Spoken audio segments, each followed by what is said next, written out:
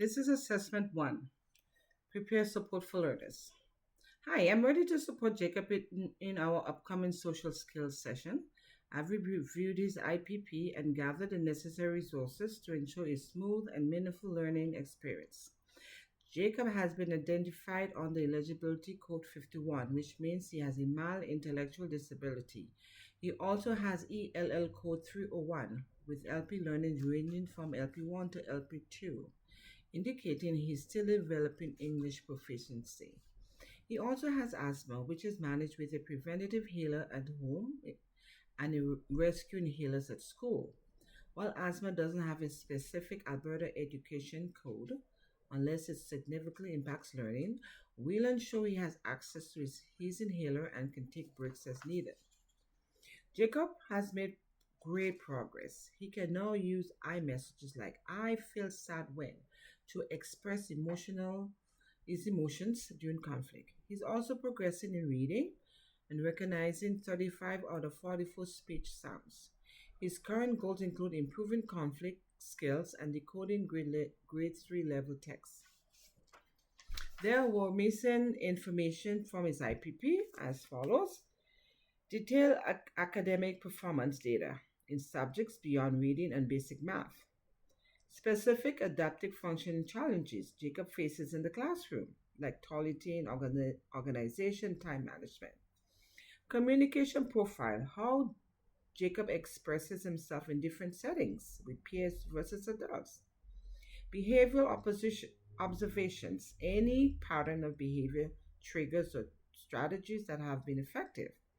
Preferred learning style or motivators, what engages Jacob most in learning tasks. Details about peer relationship, how he interacts socially beyond conflict resolution. Technology use, whether Jacob uses assistive tech or devices to support learning. And transition planning, what specific steps are being taken to prepare for junior high.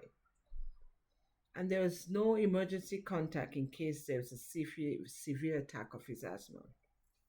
There are three clarifying questions I'd like to ask the teacher. First one will be, can you describe how Jacob typically participates in classroom routines and transitions?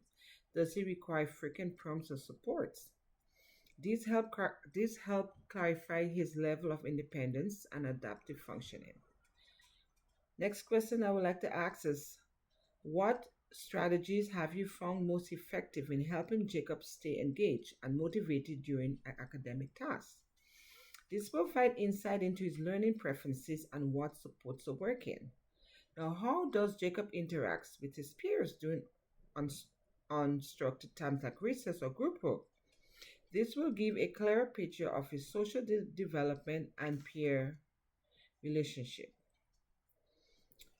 Accommodations for Jacob. I'll be using both universal and targeted accommodations. Universal supports include visual schedules, role playing with puppets, and videos and conversational cards. These help all students create a predictable and inclusive environment. Targeted supports for Jacob will include sentence frames for iMessages, social stories tailored to its experiences, one-on-one coaching during role play, using the iPad to record and review social interactions. These strategies are meaningful because they build on Jacob's strengths, like his kindness and willingness to help, and support his communication, independence, and emotional regulation. I'm confident that with these supports in place, Jacob will continue to grow in his social and academic skills. I'm looking forward to working with him and collaborating with you to ensure his success.